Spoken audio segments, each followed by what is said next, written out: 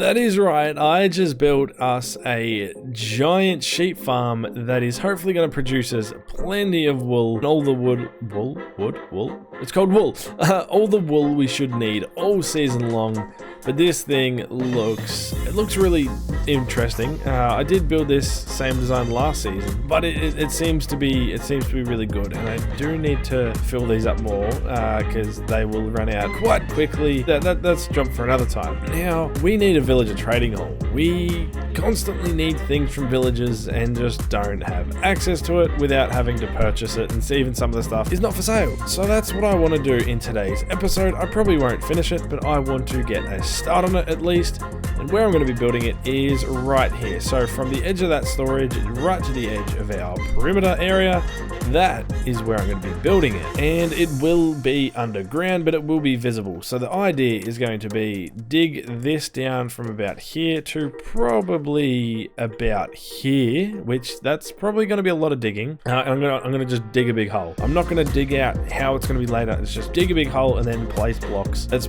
pretty simple. It probably might have to even go a bit further, and Minion's little pumpkin farm will have to get taken out, but that's the plan. So I do need to start digging because there's a lot to dig out. But before that, we have a brand new slime farm, and it's not any ordinary slime farm. This one is ginormous. Now this was a decent sized project me and Minion did. He did a lot of it, but we still both did contribute. I helped place a lot of the platforms, and all in all, it is just a crazy slime farm. As you can see, there are 8 different slime chunks, and there are also just a ton of iron golems. So if we fly up to the AFK platform, we can just see how fast this farm actually is. If we use the free cam mod and just drift down here, I don't know whether he's upgraded the storage. It was over here, and no, it is still just these chests I put in. But yeah, a lot of slime spawning. You see they spawn in, then they go towards the iron golem and they jump off, and hopefully this thing produces all the slime we should need all season long. But enough of that, let's jump into a time lapse and dig ourselves a giant hole.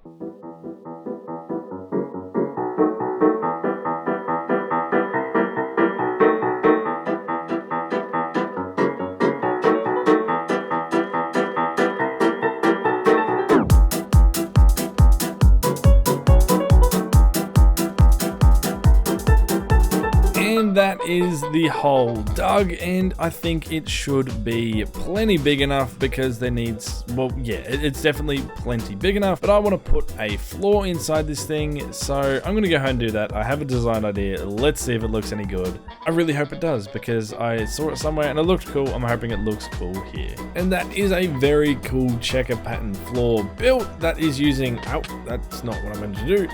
It is, I forgot what this is called. What's it called? It's basalt and blackstone, because it has like the same texture and it looks cool. Most of this will actually be covered up because of the trading hall, but I need to learn how to speak English. I need to put 4 walls on this thing, so I'm gonna go figure out what I want to do for that and slap down some walls because that's very necessary. All of the 4 walls have been placed in, and I have a bunch of stone bricks which I'm going to use for the actual trading hall part. So I think I calculated I need to go 1, 2, 3, 4, 5, 6, and then I need to build a wall here. That is the wall done. Now I think the pistons that push the villagers up need to go not there. Oh, and I'm breaking the floor. That's not good. I think they need to go, they will go on all these black stone blocks. If they're like that, then there will be, I think, a 2-block thing like this going all the way. That looks right. And because that's extended, there will be platform here.